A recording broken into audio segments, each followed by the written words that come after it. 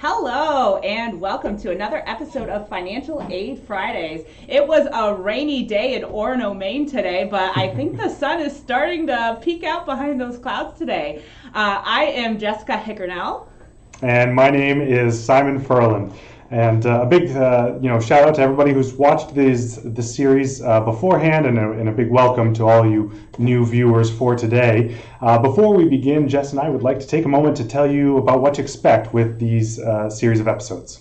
Yeah, absolutely. So Financial Aid Fridays is a series of webinars that our office is putting on every Friday during the months of June and July. And we discuss different money-related topics that incoming students really need to know before they get here in the fall. So these episodes, in addition to being live, right now we are live, so hopefully we've got a bunch of viewers on YouTube and Facebook watching us, but we are also recording these episodes, which you can actually view those right on our website, the umaine.edu/StuAid website. That's right. Now we want this experience to be an interactive one for you. We want to hear your comments, your questions. So we would like to invite you to post your comments and your questions directly into the live feed. So if you're watching on Facebook, you can post your questions directly there, or on YouTube if you're watching from there. If you don't have a YouTube account, because I believe it requires one in order to actually post a question or comment, you can also email us your questions directly to the email listed below.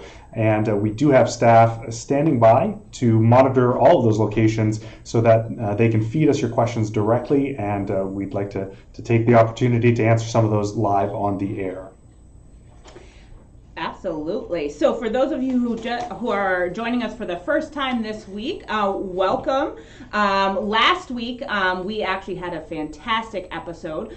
We had a bunch of special guests. We had some representation from the Bursar's office, from the Financial Aid office, and the Student Employment office, as well as the Office of Admissions, and we went through a lot of information, Simon. We answered a lot of really great questions that are on that need-to-know list for incoming students. Absolutely. And Jess, what do we have in store for the folks watching here today? Oh, Simon, I'm going to use my regular line. Folks better buckle up, because today is a fun one.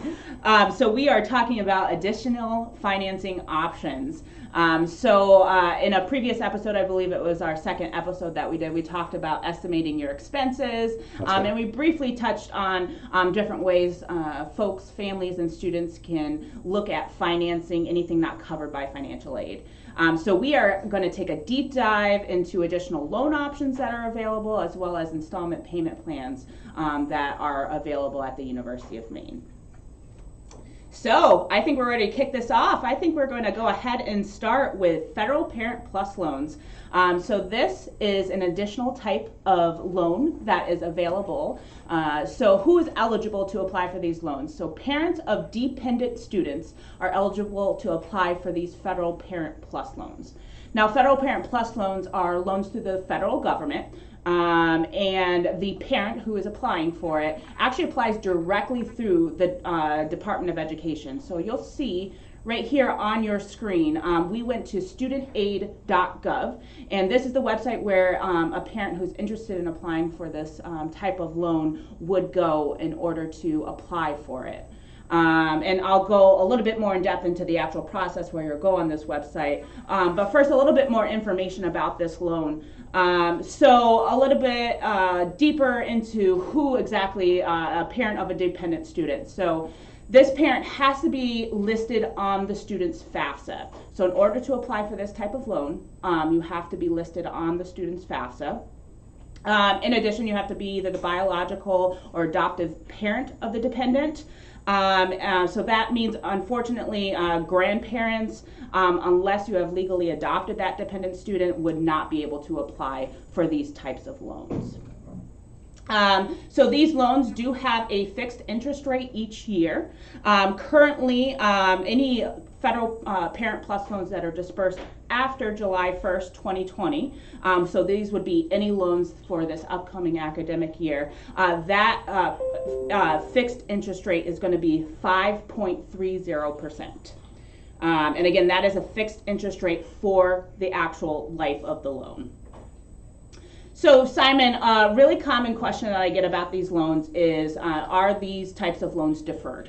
So these loans actually, they have deferment options. So when you go to apply for these loans, you actually have to apply for the deferment option, which means you don't have to make payments while the student is enrolled in school.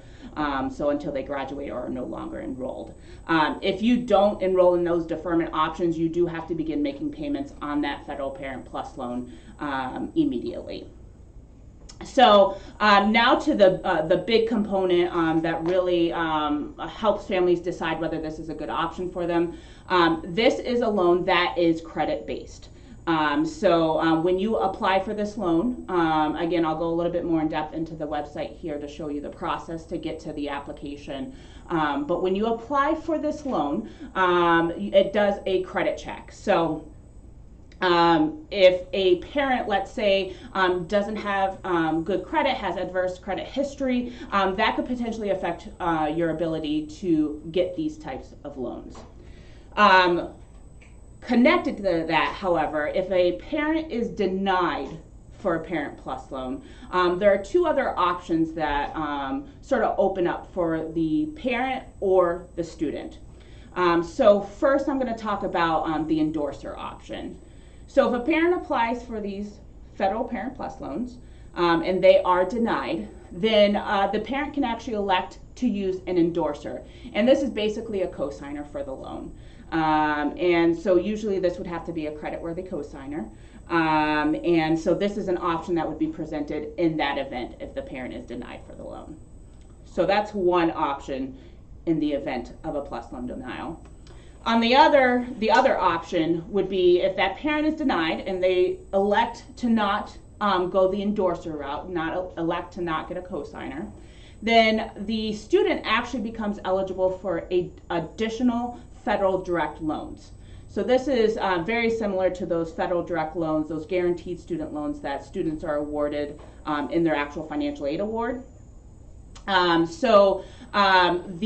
is a cap as to the maximum amount that a student becomes eligible in these types of loans. For first years and second years, students who have a plus denial, and this is the route that they take, become eligible for $4,000, a federal direct unsubsidized loan for the academic year. And juniors and seniors become eligible for $5,000. So that amount increases by the grade level. So a couple other things to note with the plus loan. So that's sort of the denial piece of it.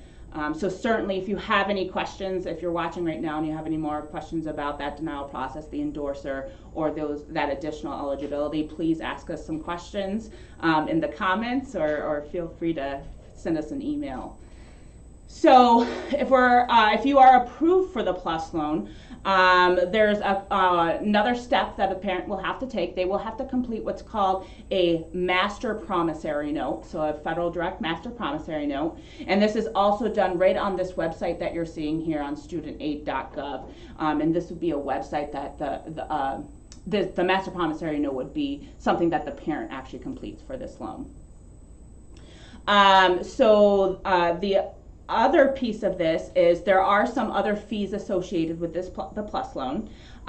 Origination fees are associated with the plus loan. So origination fees are actually a certain dollar amount, a certain percentage of the loan is actually taken out at the time that the funds are applied to the student's account.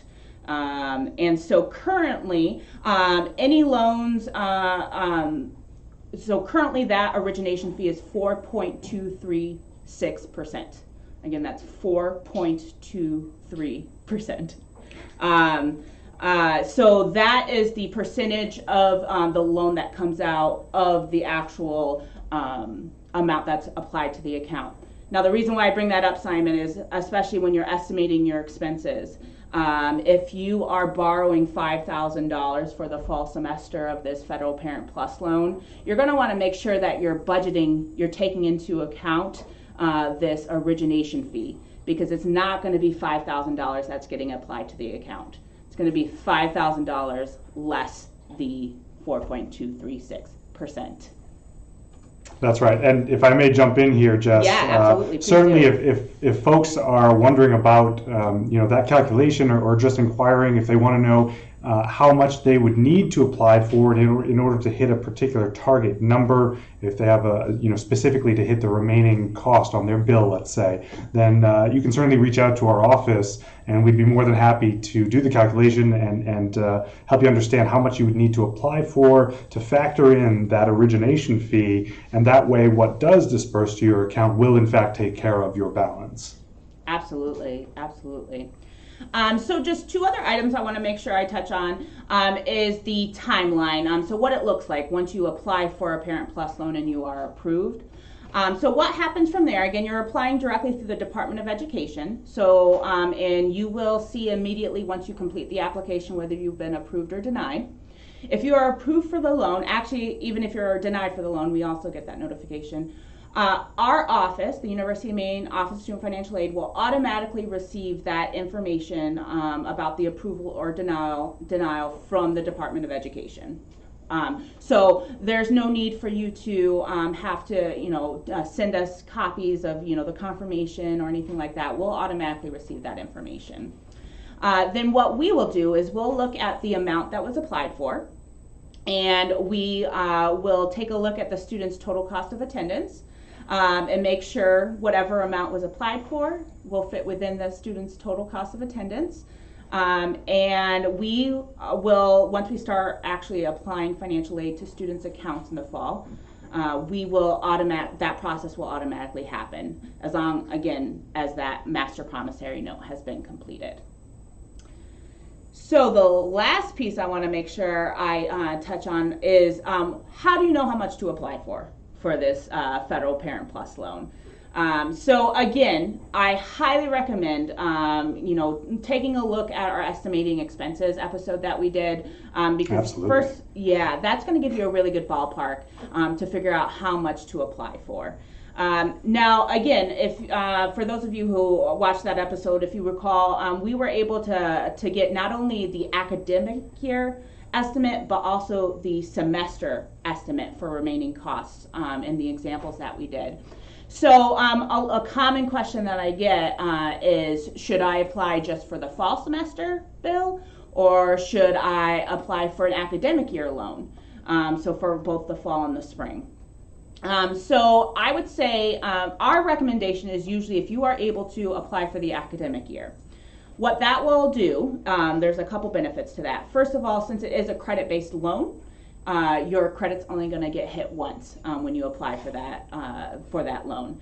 Instead of if you apply per semester, you'd actually have to go through that entire application process twice, so your credit's going to get checked twice. So that's one of the benefits. The other benefit is that you don't have to worry about forgetting to apply for additional financing for the spring semester. So if you apply for the academic year, that fall half of the amount applied for will automatically get applied to the fall bill. And then once we start applying spring aid to students' accounts, that spring portion will automatically go through to the student's account and be applied. There wouldn't be any other items that you would need to do to complete. So kind of, you apply for that loan once up front, and then you can kind of let it do its thing throughout the whole academic year. So, Simon, that's what I have for Federal Parent Plus loans. That was certainly very informative. Thank you so much for that. Yeah. Next, we're going to move on to alternative loans. So these are loans that are obtained directly from an outside lender, such as a bank or financial institution. Now these are loans which are taken out in the student's name and applied for by the student. Typically require a co-signer. Many of our students or students who are starting their college journey for the first time typically don't have established credit histories, and this is a credit-based loan as well. So quite often they require a co-signer along with the student actually applying for the loan. So the application process, we're going to go ahead and bring up a resource here that we typically recommend to folks. It's elmselect.com. Elm like the tree, as you can see on your screen here now. And so you would type in the name of our school, University of Maine, and it will go ahead and should auto locate it there for you. What this tool does is it provides you with a listing of available lenders, the ones that we typically use. And as you can see, we've selected undergraduate in this particular example. Initially, it shows you a few different screens that are just related to general financial information. But if you click on the button there that says View Loans, that will get you to the page where it will show you some of the lenders that we frequently interact with and that we have a history with. Now, this screen will provide you some of the basic information, sort of the higher level information for each of those lenders. So their various APR ranges and what loan types that they offer, whether they're fixed rate or variable rate, and that sort of information. Once you are, if you're curious about, let's say, Sallie Mae, you can click on the View button to actually drill down deeper and see the different loan options that, in this case, Sallie Mae has. So we have a variable rate option and a fixed rate option. And for those of you that don't speak loan lingo or financial information lingo, basically the fixed rate will remain that rate throughout the duration of the loan period, whereas the variable rate is typically tied to an underlying index. So it varies with typically the strength of the economy or different financial aid or not financial aid, financial factors. So this particular page is important though, because it not only provides you with a snapshot of that particular loan's information, but there are also a few different options. So you have a details button. Now I always tell folks, take the time, set aside a Saturday, let's say, to go through your loan options and actually click that details button. As you can see, it provides a lot of different information beyond simply the interest rate. Things like the length of the grace period, which is the period of time after a student either graduates, no longer is attending, or goes below half time. The grace period is the period of time where payments are still deferred. Typically it's 6 months, but sometimes there are loan options that offer grace periods longer than that, 9 months, a year. So you'll find that information in here. Additionally, some information that's in here is whether or not you can drop the cosigner. So after X number of successful payments, some loan options allow you to actually drop the cosigner, and now they're no longer a part of that particular loan.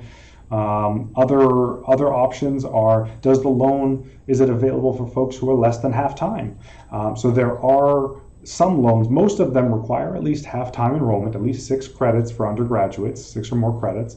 However, there are some loans that allow less than half-time enrollment, which is useful if you know you're going to be taking fewer than 6 credits for a particular semester.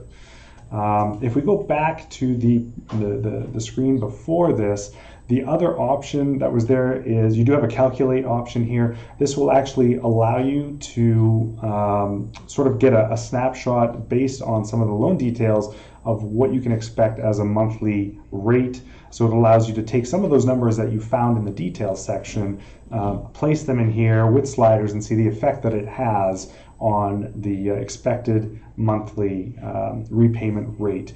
Now, I do want to put an asterisk here. This is an estimated calculation, so certainly bear that in mind, or reach out to your particular lender if you're curious about the specifics. The other option, if we go back or close that calculator section, is there's a comparison feature. That one will allow you to actually compare some of these different loan types. So you can, I believe it's on the expanded website, so if you go there yourself, you'll be able to see what I'm talking about here. But it allows you to compare either 2 of the Sallie Mae loans or a Sallie Mae loan with a Discover loan, so you can actually see what are their differences. If you're looking at a comparison between a fixed rate and a variable rate, you'll be able to see what index is that variable rate tied to. And again, if you want to know the specifics about that, you can reach out to the particular lender or financial institution, or if you're financial into those financial markets and you know what I'm talking about, some of them are based on the 1-month LIBOR rate or the prime rate and things like that. So you can get all of that information directly in here. And when it comes time to actually apply for the loan, you can also do that from here. Now, when you click that Apply Now button, it will take you directly to the lender's website, to their actual page specific for applying for that loan, but it does have that connectivity directly from this one resource. So we strongly encourage folks to take the time to go through this website, take a look at the different loan options, and find one that you think is most appealing to you. And I do want to mention, though, with both these alternative loans and the Parent Plus loan, really ultimately the decision is an individual one, and it's one that you want to consider what is right for your particular scenario. So there are a lot of options out there, a lot to consider. We're certainly here to offer you, we're here as advisors, and we can tell you sort of the ins and outs of how these loans work, but ultimately that decision on which loan, if you apply for a loan, and which one you do, is one that is a personal decision that you'll want to consider. In terms of a timeline, so more often than not, these loans will provide you with an approval or denial decision right away, much like the Plus loan. In some instances, there are sort of conditional approvals where you're approved, but there's additional information that needs to be obtained, or disclosures, or what have you. And then there are some situations where a decision cannot be made right then and there. If that's the case, it'll give you that information. It'll let you know a decision cannot be made on your loan application right now, and somebody will be reaching out to you from that lender directly, most likely to request additional information. Typically, you get an answer, though, within a day or two of receiving that message. In some cases, you might get that, and there's no additional information required. They simply need to do more calculations. So that can happen as well. Now, these loans are, as I mentioned, specific through that particular lender as well as for that particular student. So typically they cannot be consolidated, a Sallie Mae loan with a Discover loan or something like that.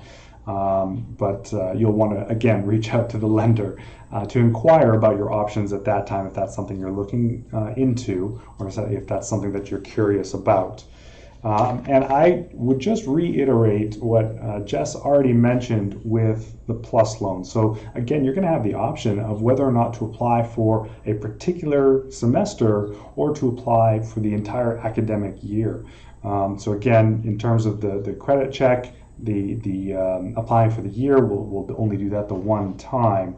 And the other thing that I would mention too is if you did apply for the year, and based on, let's say, full-time status in both semesters, and then the student decides in the spring they actually want to take fewer credits, you can certainly opt to reduce your loan, or if it's already been dispersed, to return some of those funds. I mean, there are a lot of options, so you're not locked in. If you selected full-time enrollment for an entire year, you can make changes to that, so that's not a problem.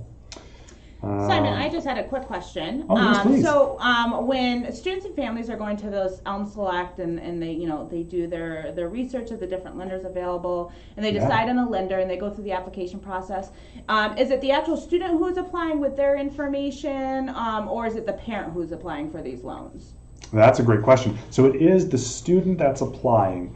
Now, sometimes there is additional parent information that's just a parent adding themselves as a cosigner, or the student will be adding the parent as a cosigner, and typically that would require the parent's social security so that they can have a credit check because they are the cosigner. But it is in fact the student who's applying for that loan, as opposed to the Parent Plus loan, which is the parent's information. So this is absolutely in the student's name. Great, thanks. Absolutely. So I think that's the information that I have on alternative loans. But again, if you have questions about either of those two loan options, please post them right on YouTube, on Facebook, or send us an email. We'd really love to answer some of those questions after our next section, which is going to be on installment payment plans. Jess, do you want to go ahead and start this off for us? Yeah, absolutely. So the University of Maine, our bursar's office, again, that is our billing office. We do have some semester-based installment plans, installment payment plans that are available as folks are looking at their options for, paying those additional expenses for their education at UMaine. Again, these are semester-based installment payment plans. So each semester you're interested in spreading a certain balance over the course of a semester, you would have to enroll in that installment payment plan. There are no interest charged on these installment payment plans. So that's a big component for some families, especially as you're comparing this option to additional loan options. The one fee associated with these installment payment plans is the actual setup fee, which is $30 per semester, and that would be due at the time that you're actually enrolling in whichever installment payment plan you decide on. Payments can be automatically scheduled with these installment payment plans, or you can just elect to go in every month before the due date and make the payments. But having those scheduled is also an option. So if we go ahead and go to our next slide here. In terms of the actual payments for those monthly payments as part of these plans, families can use electronic check, ACH. Credit cards are also accepted. One thing to note with those credit card payments is that there is a 2.85% convenience fee associated with any credit card payment. Another thing to note is a $25 late fee will be assessed for each late payment. And we're actually going to go over the actual dates of payments as we talk about the two different options that there are. In addition, and finally, just sort of an overview of our different payment plans, authorized users can enroll students in payment plans, initiate payments, and monitor the plan on the student's behalf. Again, I think we talked briefly about authorized users, and I am going to plug a couple of future episodes where we're actually going to go in depth into this concept of an authorized user, which basically it's the student giving permission to a user, usually it's a family member or a parent or somebody, to see their bill, make payments to the bill, and also sort of coordinate this payment plan piece. Excellent. All right, let's switch to the next slide here. So, I'm sorry, this is, let's see here, calculated plans. There we are. So there are, as just mentioned, a few different options here for the payment plans. One of those is the calculated payment plan. So what that does is it takes your balance and, as just mentioned, splits it out over the course of the semester. However, it can readjust itself as the balance changes. And so why would the balance change? So the balance might change if there's a change in enrollment, if a student adds a class or drops a class, and there's a difference in the overall balance as a result of those changes. Or if there are added items, if a class has an additional fee associated with it, something like that. So the overall payment, which would have been divided into either 4 or 5 monthly installments. And we'll certainly mention the specifics on that, but it will readjust. So if it was X amount per month and the balance would change that division to be a higher monthly payment or a lower monthly payment, it will automatically adjust itself. So certainly folks will want to keep an eye out if that is the plan that you select. If you have made a change, you want to make sure to take a look at what the next payment will be. And those will, as I mentioned, there are a few different options in terms of the installments. Let's see here. They can be split into either 4 or 5 payments. Now that's specific to this semester, this incoming fall semester, and I'll let Jess get into the details on that option. Yeah, so we do have a second option, so let's go ahead and scroll down, I think one more. There we go. So the second type of payment plan that's available is called the estimated plan. So the main difference between this plan and the calculated plan that Simon spoke about is that the amount, you're actually choosing the amount of this payment plan. So you would utilize a worksheet. It's very similar to what we did with our estimating expenses. Sort of enter in your charges for the semester, what your anticipated financial aid, and that that establishes a monthly installment payment amount. And so once that amount is established, it doesn't change. So let's say you do add a class, and so some additional charges go on. That monthly payment will not change to take into account those charges. The only way to actually change that monthly amount is to contact the bursar's office directly. And then students who anticipate payments later in the semester from like an outside scholarship or something like that, something that is not reported as anticipated aid, they're going to want to use this type of payment plan to prevent any sort of larger initial monthly payments that would occur under the calculated plan. And then if we can just scroll down to the next slide here. So this is actually applicable for both of the option 1 and option 2 types of plans. Again, for the fall semester only, the bursar's office is offering either a 4 or 5 payment option. The plan is for the spring semester, it will just be a 5 payment plan, but again, for the fall, the bursar's office is offering some additional flexibility. So with the 5 installment plan option, you would have to enroll by August 15th with a 20% down payment. And then you would have 4 more installments due on September 15th, October 15th, November 15th, and then December 15th. And then again, for that 4 installment, you enroll by the September 15th with a 25% down payment, and 3 more installments due on October 15th, November 15th, and December 15th. And actually, Simon, it looks like we had a quick question here about the payment options for the monthly installments of these payment plans, and that is, what is an electronic check, and is there a few for electronic debit or check?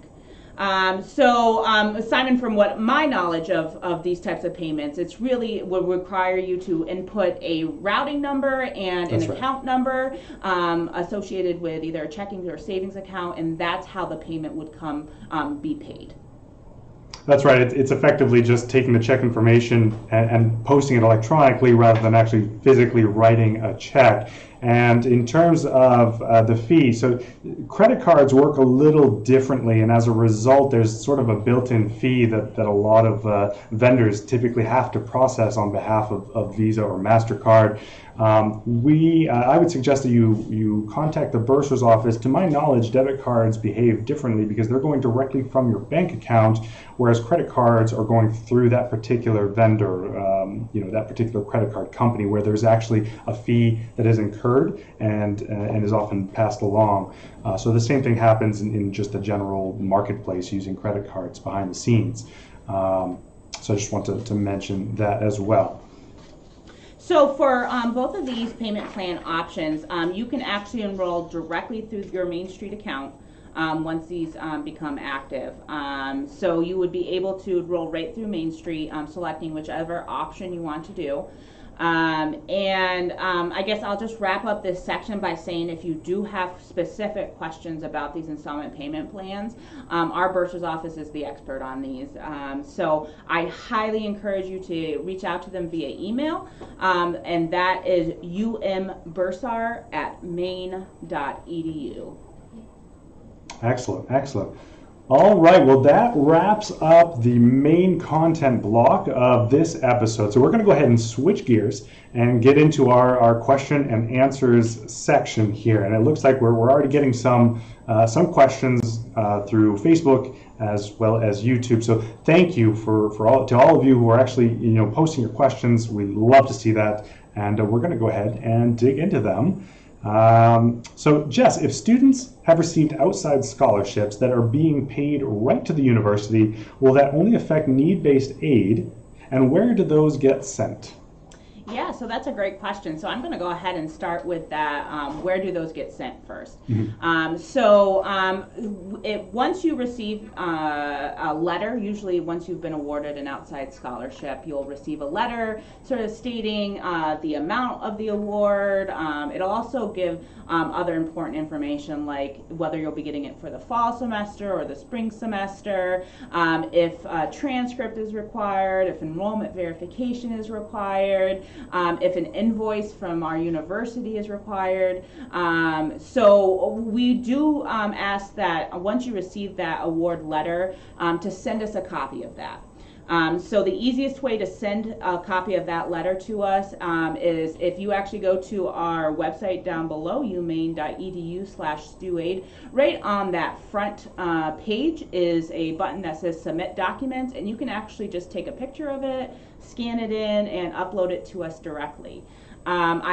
Please make sure you put the student's full name on it and the Main Street ID just so we can link it up to the right student.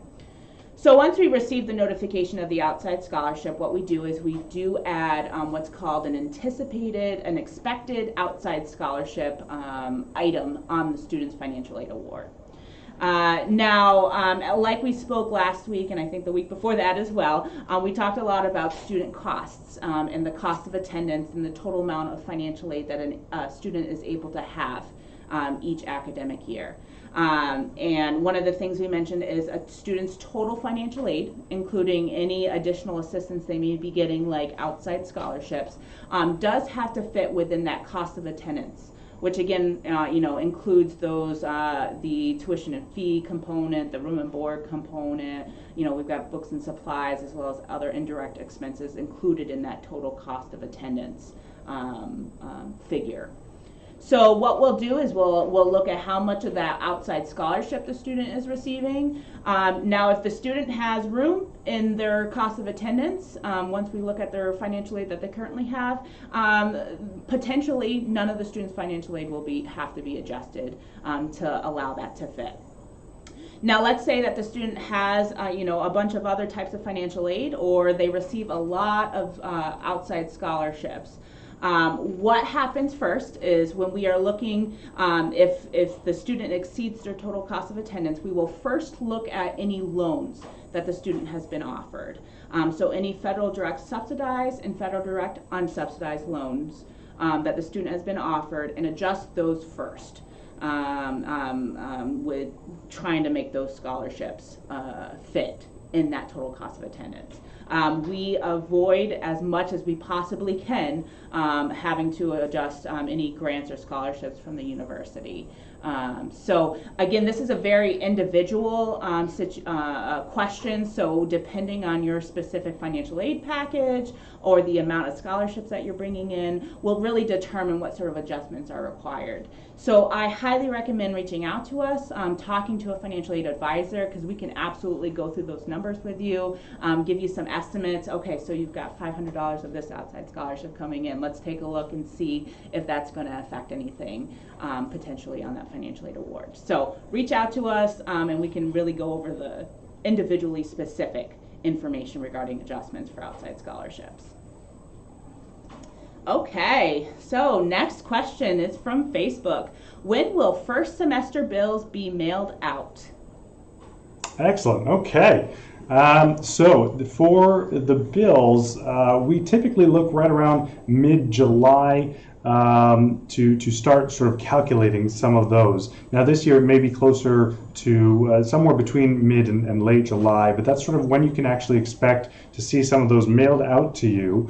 And typically, well, not typically, in all cases, they will account for any of the financial aid that is actually posted on the student's account. And that's also why it's important to either send us those outside scholarship letters so that we can post them as expected or anticipated onto the account. If there are other resources that you want to be considered, that you're aware of, but maybe you don't have the official notification, I mean, there are some sort of unique situations where you want it to be reflected in the bill. You can certainly post that information through the anticipated resources section of your Main Street account. There are instructions step by step on how to do just that on the Bursar's office website. So that is a wonderful question. And Simon, actually, I just want to piggyback off of that with an Sure. important reminder.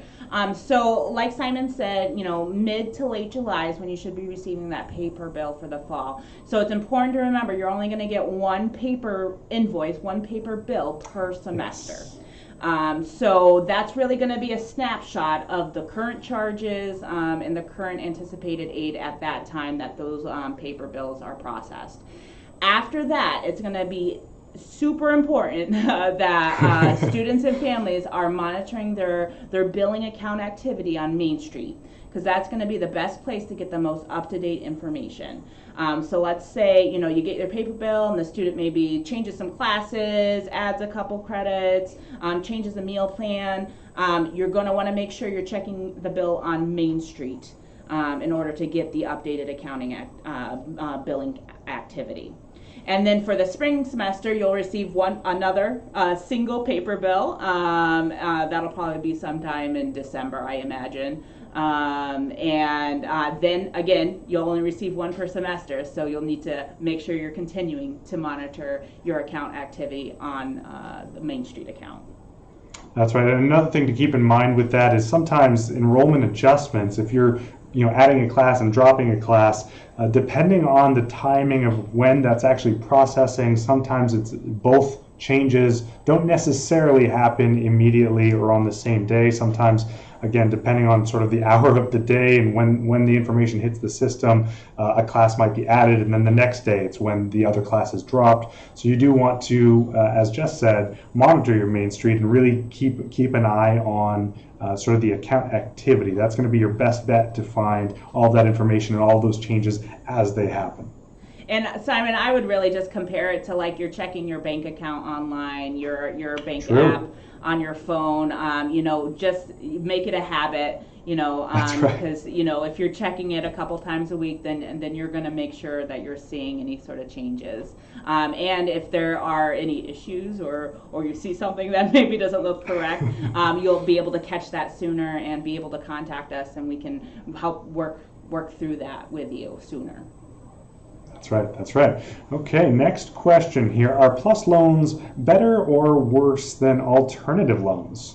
Jess? Yeah, so that is a very common question I get, especially from families who have really never gone through this process of looking at additional financing options and comparing different loan products and comparing installment payment plans. So I would say they're not really better or worse than each other.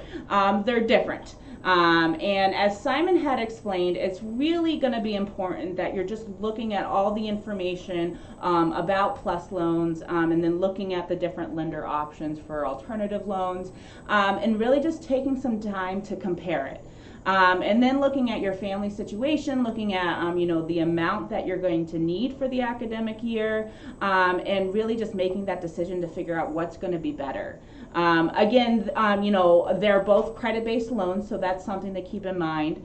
But that Parent Plus loan, it's required that it's a parent who applies for that. For the alternative loan, they're credit-based loans that are in the student's name. However, that co-signer can really be anyone. So if you need some more flexibility on that side of it, that may be a reason to look at alternative loans as opposed to PLUS loans. So again, that's kind of a hard question to answer, but I would say, it may be better, a PLUS loan may be better for one family, but maybe not the ideal option for another family, whereas that alternative loan may be a better option to look at. And it's really just sort of taking that time to look at all the information together and making that decision as a family to what's going to be the right one. All right, so we have another question from Facebook here. Do you have any recommendations for paying from a 529 plan? Okay, so for this one, and Jess, feel free to jump in here with me, but from what the information that I know about the 529 plans is that you can actually set up the various payments and schedule them and what have you directly from the portal that the existing portal that you use to actually maintain your 529 plan. And then what happens is a check is actually sent directly to the bursar's office. So you simply put in the school that you actually want the payment to go to, and the funds are removed from the 529 and sent over in the form of a check directly to the bursar's office, who can then apply it to the appropriate account. Simon, you're absolutely correct on that. That is a process that really, it's a payment plan through the bursar's office. You're initiating it through whichever organization that you have that 529 plan through. And once you've initiated that process with them, actually a lot of organizations have an electronic process where they're able to electronically send the funds.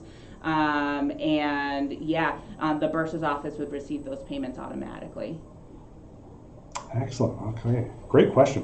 Here we go. Can we do both a payment plan and a loan?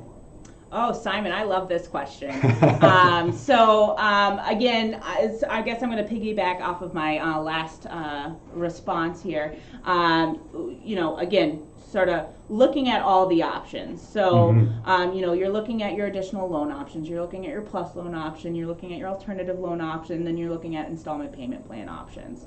Now, some situations you may say, okay, nope, I can borrow everything that I need for the academic year in a loan. That's not going to be an issue. Or I can, easily make monthly payments for whatever amount I need to make over the course of the semester. But what I would definitely encourage you to be open-minded about and keep in mind is that, and something we see pretty frequently is that it doesn't have to be all or nothing in this process in determining additional financing options. That you can almost patchwork together a solution that works best for you. Again, this is a very situational, a very individual process in figuring out, what's going to be the best avenue.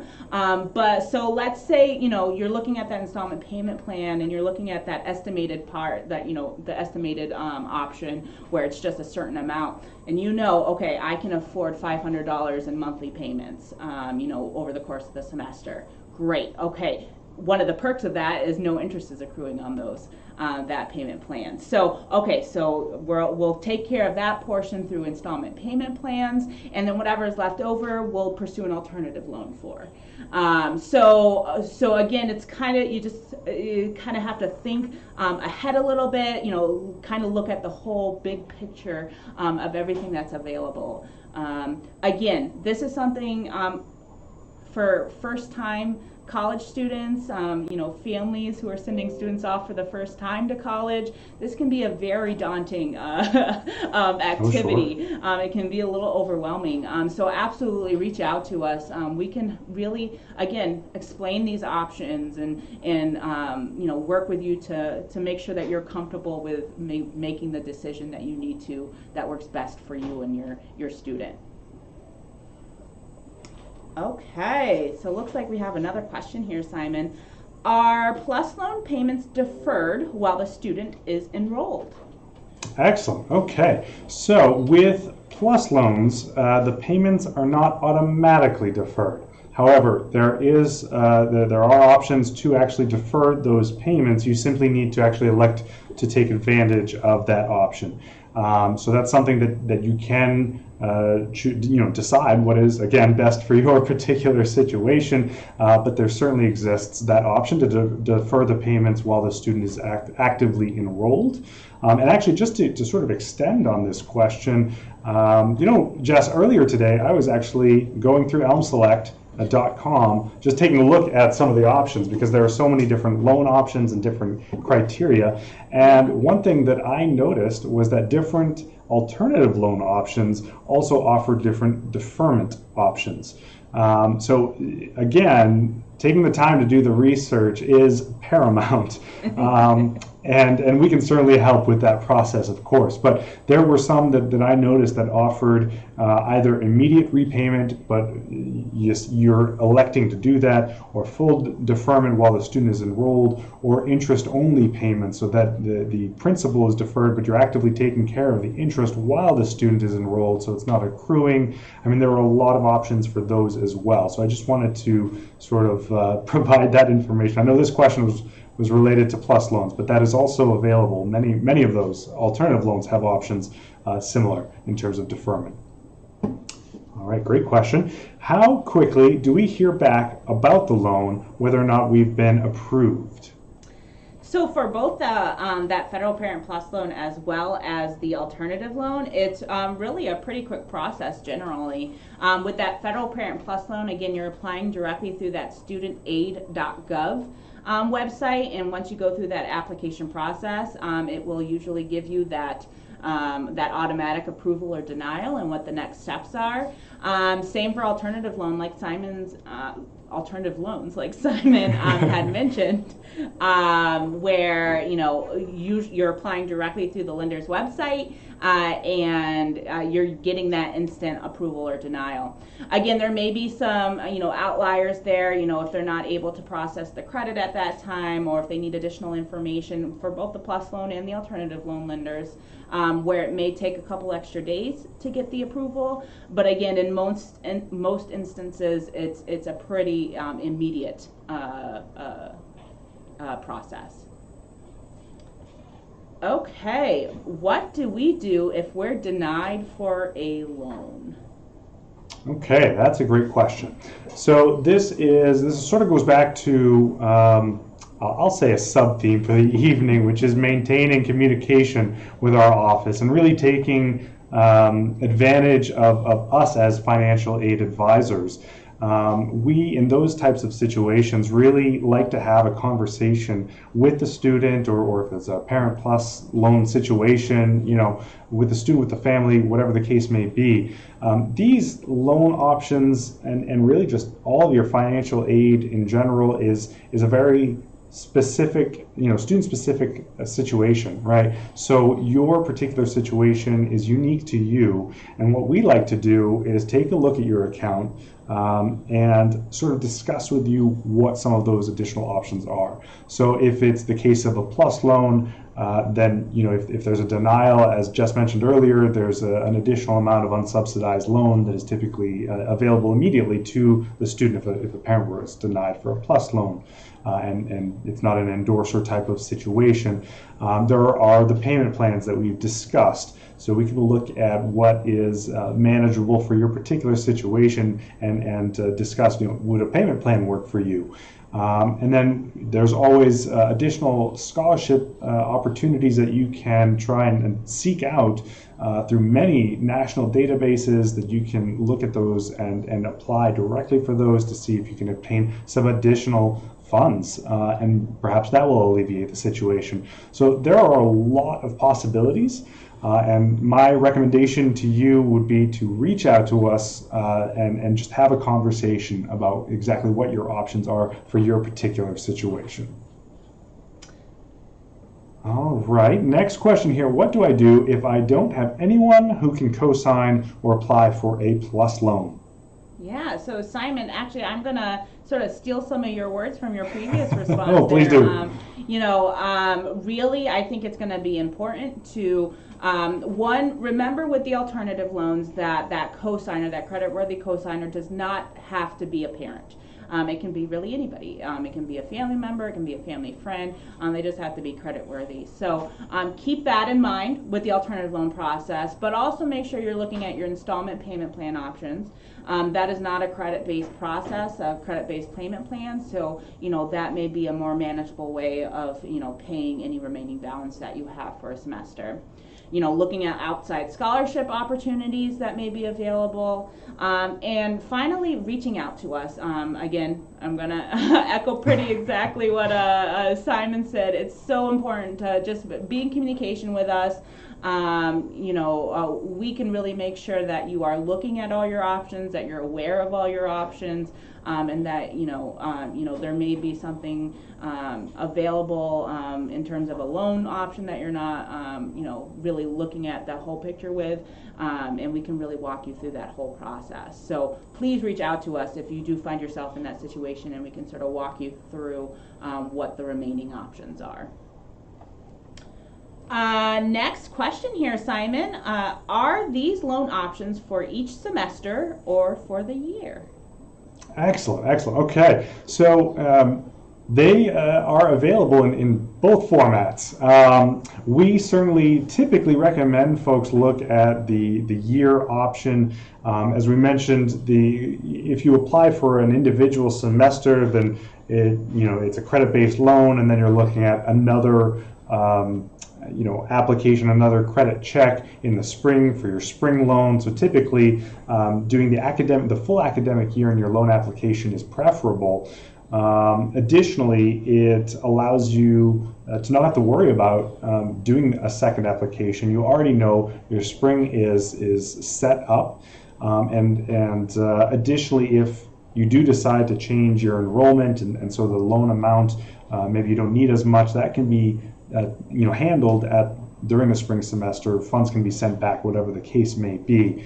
Now, that being said, there may be some situations where a semester loan may be preferable.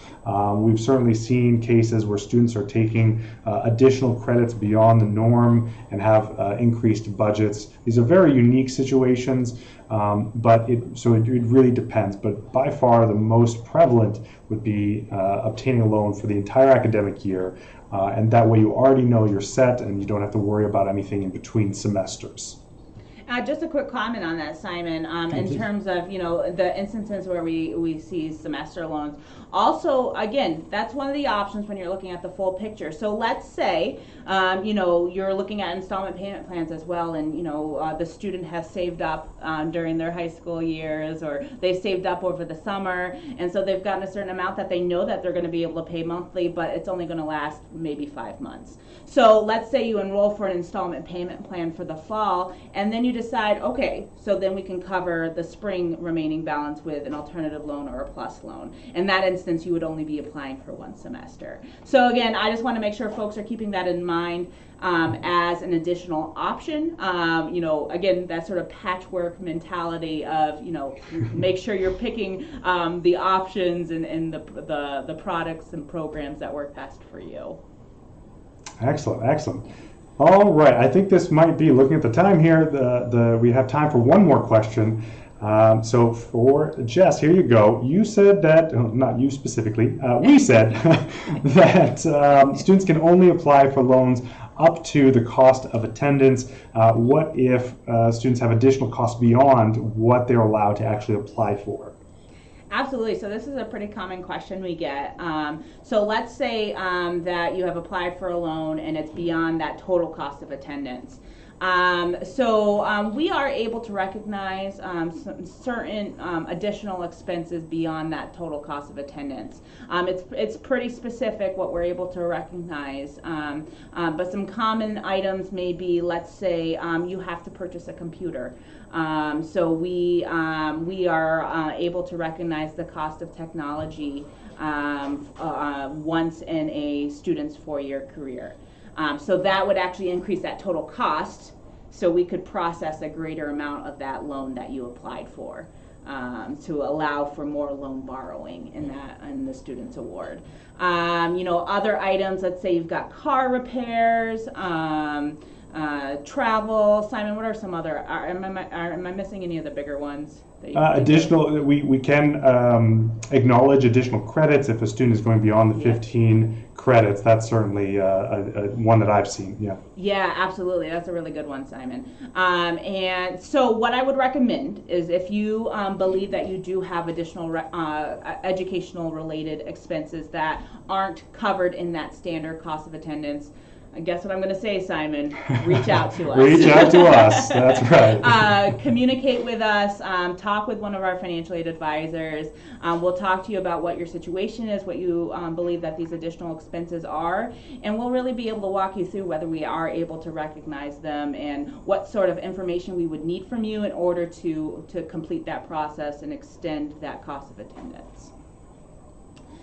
Okay, Simon, I think we've made it to the end I of think our we episode have. today. So I do want to let folks know next week we're taking a bit of a hiatus, taking a bit of a break. So we will not have an episode next Friday, but we will be returning to you on July. It's already June, folks. On July 10th, That's the and one. we will have a whole panel of special guests from folks around campus again. So please put that on your calendars. We will be live again at 6 p.m. And actually all of our episodes on Fridays in July will be at 6 p.m. So thank you everybody for participating and asking questions and watching. Remember, you can go to our umaine.edu/StuAid website to check out the recording of this episode and email us at that umfinaid@maine.edu down below if you do have any follow-up questions. And like I said, our door is always open, figuratively and literally, so give us a call, shoot us an email. We are here to help you through the process. So with that, I'm going to say have a happy Friday, and we will see you in 2 weeks. Bye, everyone.